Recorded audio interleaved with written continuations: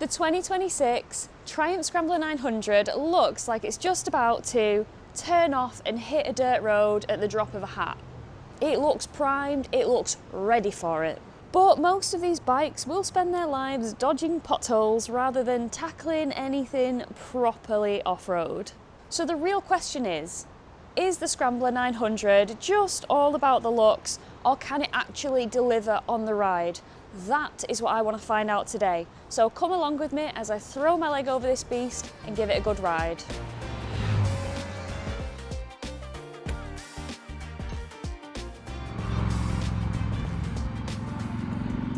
For 2026, Triumph Motorcycles has introduced a series of technical and equipment updates to the Scrambler 900 as part of a wider revision of the Bonneville range. In the UK, the 2026 Scrambler 900 is priced from £10,395.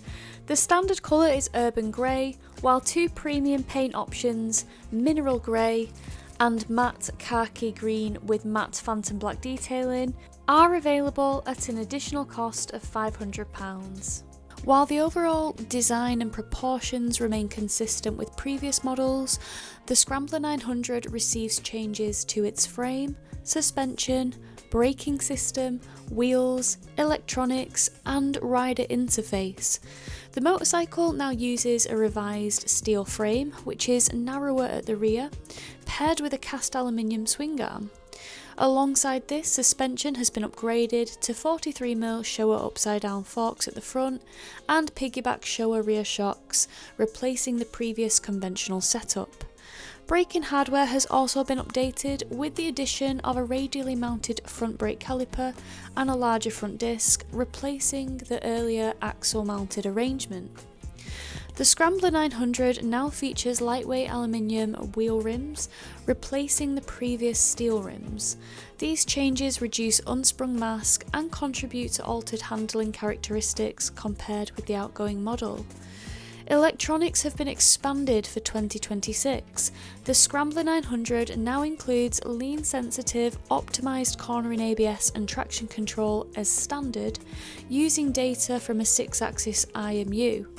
3 riding modes, rain, road and off-road, are available, with off-road mode adjusting ABS and traction intervention for loose surfaces. The rider interface has also been upgraded. A new combined LCD and TFT instrument cluster replaces the previous dash, while full LED lighting is now standard, including signature daytime running lights. USB-C charging is now included and connectivity features are available via optional Bluetooth modules. Bodywork has been subtly revised, including an updated fuel tank design and a new 2x2 high-mounted exhaust system with more aggressive angular contours while maintaining the established Scrambler silhouette. The Scrambler 900 continues to use the Bonneville parallel twin engine platform, with no announced changes to the engine configuration or performance figures. This model retains its 10,000 mile service interval, which applies across the Bonneville range. The Scrambler 900 remains available with an A2 licence restrictor option, allowing compatibility for newer riders within European licensing regulations. Now that we know what the new Scrambler 900 is all about, I think it's time to ride. Alright, so I'm riding the Scrambler 900. Oh, what a cheeky little thing it is. I have never ridden a Scrambler 900, so yeah, this is a bit of a first for me. And I've got to say, there are a few things, oh, it's a forever bend, a few things that do surprise me about this bike that I wasn't expecting. Firstly, when I heard the word Scrambler 900, my brain instantly went to this is going to be a tall bike, so good luck, Kate. And then when I looked at the spec sheet, it's got a seat height of 790mm. I mean, to me, in my brain, that goes against everything that a Scrambler is, because for me, if you scrambler in and you want to go off-roading, you want the ground clearance, you want the travel. So it's kind of nice to see that 790mm seat height listed, especially as somebody with very, very short limbs. Now I feel like you'll get people that are like, oh well, it's, you know, it's not got the ground clearance, it's not tall enough. You know, other bikes in Triumph's range exist for that, notably the Scrambler 1200 XE. You know, so you've got options if you really want something like that. But I'll insert some footage now of what it's like for me to sit on this bike. Now I'm 5'4" or 162 centimetres, and my inside leg measurement is 29 inches or 74.66 centimetres if you prefer that metric. I'll pop an overlay now just to show you what it's like for me to sit on this. And then I'll also insert some footage of my good friend Dan Trent, who's also on this ride and has a YouTube channel. You should definitely check him out, he's a lovely lad. He's a lot taller than me, so he can give you an idea of what it's like for somebody of his height, which I don't actually know right now at this given moment in time, so I'll pop his information on the screen so you guys can see kind of how tall he is and how he looks on that Scrambler that he's riding. But yeah, he's definitely got some bent legs going on. Yeah, so far what I'm kind of feeling about this bike is it's got a 19-inch front, but the way it handles, you could keep up with any naked, like on these kind of twisty roads. You know, it's quite lovely actually, it's quite flickable. Now, as mentioned in the initial bit of the video, this bike is completely changed, it's all new. We've got an all new chassis, we've got an all new tank, we've got all new exhausts, we've got all new rims, we've got an all new swing arm, it's all alley. Yeah, there's just so much different to this bike. Oh yeah, but swinging round these bends, then you've got, of course, that lovely engine, that relaxed engine. It's a 900cc parallel twin, you've got that 270 degree crank, so it sounds pretty tasty, obviously liquid cooled. But yeah, it's riding pretty nicely so far on the twisties on the tarmac. Now I know you're probably going to say, Kate, it's a Scrambler, so what is the off-road ability like? And to be honest, I think on this press trip the most we're kind of going to do is like a gravel road, like a bit of a like green lane tackle, as opposed to anything super serious. But I don't know, maybe it's just me, but I do think people that will generally buy the Scrambler will buy it more for the aesthetics, the style, like the looks, as opposed to, you know, something that they're actually going to go hardcore green laning on. If I'm honest, I mean, if you've got a Scrambler 900 and you go hardcore green laning on it and like off-roading, do let me know in the comments. Tell me to shut my ass up. But yeah, because I think it is more of, you know, a bike that will probably be seen more at your local, you know, independent coffee shop, as opposed to your local lane, hardcore lane.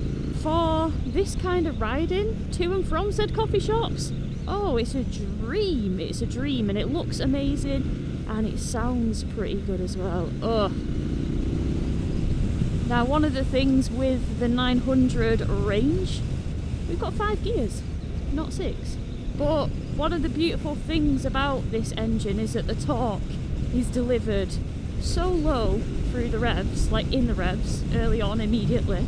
I think 80% is available at something like 3000 RPM. The back brake is nice, it's nice. But speaking of brakes, on the front, we've still got a single disc, of course, but we do now have a radially mounted caliper. So we beefed up the braking on the front a little bit. But as mentioned, that's not the only thing that's beefed up. We've got Showa suspension now on the front, and it isn't adjustable. We don't have any adjustability with that.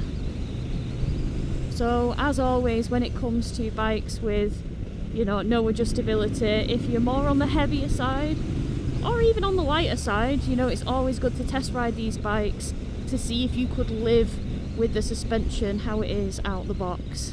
You know, because for example, I rode the Scrambler 1200X on a trip with my good friend Lily, or Duke of Blonde, and she rode the Scrambler 1200 XE, and you know, the one that I was on was a lot lower and it didn't have that adjustable suspension, and hers was a lot taller, and it'd have more fancier suspension that was, you know, had the twiddly bits so you can fine tune it a little bit more to your weight. Oh, I do love these kind of bends. I love them. Oh, they get right under my skin in a good way. But yeah, with these bikes, I don't feel like they're designed to put hot laps in to go fast. But it is always nice to know that if you find yourself lucky enough to get out on these Californian dream roads, that you can ride around smoothly and swiftly. Oh, and it's just a joy. Now, speaking of, you know, riding these very twisty roads swiftly and smoothly, a major update for this year is that IMU, which is brilliant because now we've got, you know, lean angle sensitive ABS and traction control, and that's just kind of good for peace of mind, you know. It's the kind of technology that you probably don't ever feel it, but it's there just in case you need it. And it was really interesting because we had a presentation last night, and you know, they've had to hide that IMU somewhere on these bikes, and you know, the way they took it away nice and neat and, you know, kind of in the middle of the bike, I found it very interesting. I also found out that these bikes have 143 meters of wiring, yet you don't see a single meter of that. So they hide it so flipping well. Now what you will notice looking at the bikes in front, whether it's the T100 or the Scrambler, because they're the bikes that we're out on today, you know, the 900 range. Sorry, we're just pulling up. As you can see, this is a perfect example. The lights are quite bulbous and quite big and quite fat. That is just because we are riding American bikes destined for the American market. So that's why they kind of look like that. Oh, look at this. Dreamy. Dreamy. So with this bike, as mentioned, we've got the different rider modes. So we've got rain, road, and we've got an off-road mode, which I'm sure we'll be popping on when we hit the gravelly loose stuff in a moment. It's got a new dash, slightly offset. I don't know if that'll irk a few of you. I know that a lot of people don't like that. Oh, we're going up a hill. Wow, look at that. Someone's got a ranch. Oh, they're living their best life. Living the dream. Oh, look at this bit of road here. Oh, the suspension lapped that up. That was quite compliant. Oh, it's got a lovely roll-on sound when you just roll it on. Oh, it sounds sweet as a peach. I'm not gonna lie, my Larry ass would absolutely put some stupid exhaust system on it if I owned this bike. You know, the exhaust, they've gone for a more rugged look with that. That's completely new. And to be honest, one of the questions that I get from people is, how do you cope with the heat from that exhaust? Because it does come up. And I've got to say, right, it's actually pretty chilly right now where we're riding. I was expecting like crazy degrees of sunshine. But then I still have to remember that it is in fact December at the time of filming, late December at that. So yeah, it's not like the warmest, and I've got to say the heat coming from the exhaust, for me, is quite toasty. Now, if I'm still on this bike and the sun comes out and ends up being scorchio, I'll be able to report what the heat's like, but I do think you will be able to feel the heat quite aggressively. That's my prediction. Now, from where my legs are, I suppose I could ride with my leg out a bit so it's not touching the exhaust, but I kind of like to hug everything on a bike out of habit, so my leg's hugging that exhaust. And you know, it's got enough protection so you're not going to burn yourself. I'm in jeans as well, so at the moment it's serving as a nice hot water bottle for my legs. But yeah, I'll have to report a little bit more on that later on. Oh, look at these signs! They're so American! We're in America. We are in America.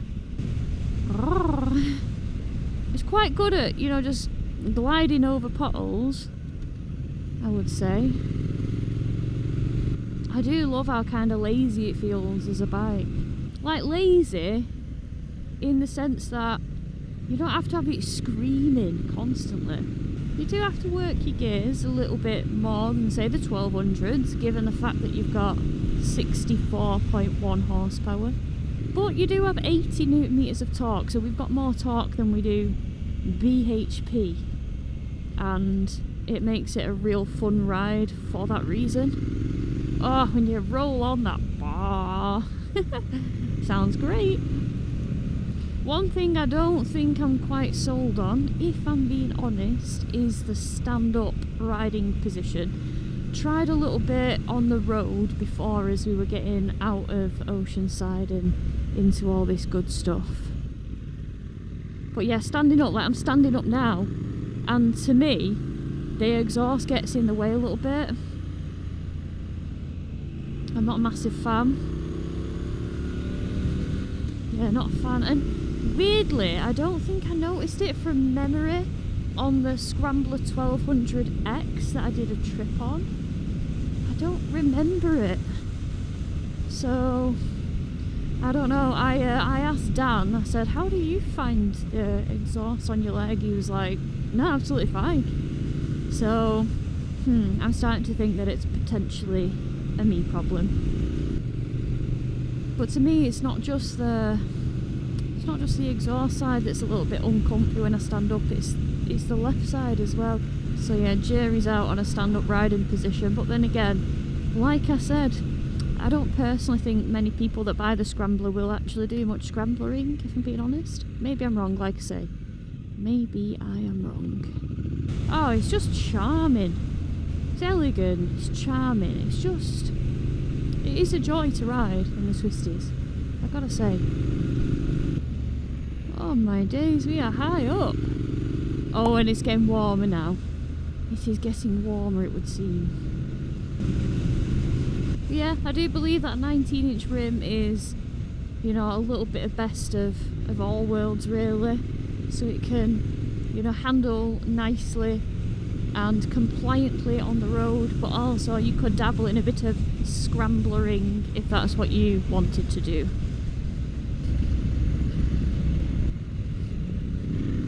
Over some potholes then, lapped it up. Third gear pull is quite nice. Again, quite a bumpy road. I mean, it's just handling it like I'd expect any kind of modern naked bike to just absorb things, not too soft, not too firm, just a happy middle. We don't have self-cancelling indicators as demonstrated in front.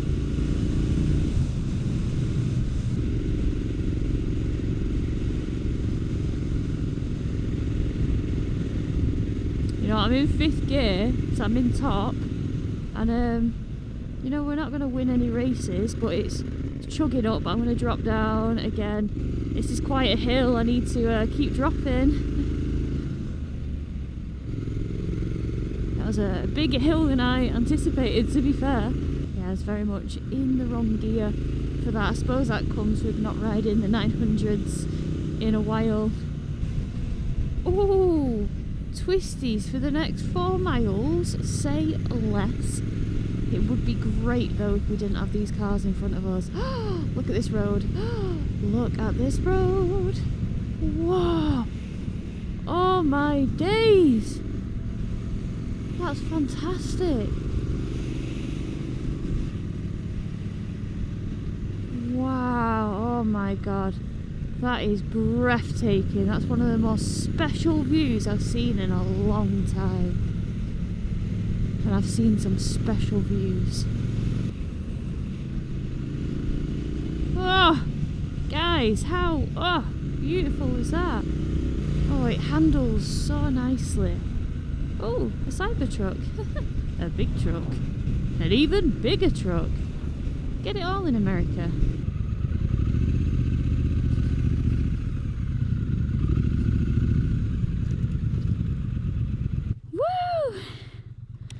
That was so cool. Look at that view. Oh my gosh. Right, I'm back in from a couple of hours riding the Triumph Scrambler 900 and it has been so good. I haven't ever ridden the Scrambler 900 before. I've ridden the Scrambler 1200 and honestly, what I think about the Scrambler 900, what kind of comes to mind is how accessible it is to shorter riders such as myself. Putting Scrambler and a low seat height in the same sentence is a bit of an oxymoron usually because you want the ground clearance, you want the like super long travel. But I feel like if you're going to do anything hardcore like that, that's why the Scrambler 1200 XE exists. And riding this, you know, the engine is so lovely. It's the parallel twin, it's the 270-degree crank, and it just is music to my ears. It sounds wonderful. It's very easy to ride. It's just really tractable. There's lots of torque. You've got 5 gears. Don't really think you need a 6th one because, you know, it's just so grunty. And it handles really, really well considering it has a 19-inch front. One of the things, though, that I struggled with this was standing up on it. Ironically, I've ridden the T100 today and I found that bike much more comfortable to stand up on, but I would never even dream of venturing going off-road on that motorcycle. And you would perhaps dabble in a bit of scrambling on this, but for me, I don't know whether it's my height, but I do struggle with like the bit sticking out, a little bit sharp and uncomfortable, and I find that I really struggle to reach the rear brake pedal because my foot kind of has to like band out a little bit. But other than that, it has been, you know, just a lovely bike to ride. And I do feel like most people that get one of these bikes, I don't really think they're going to go doing any hardcore green laning or off-roading anyway.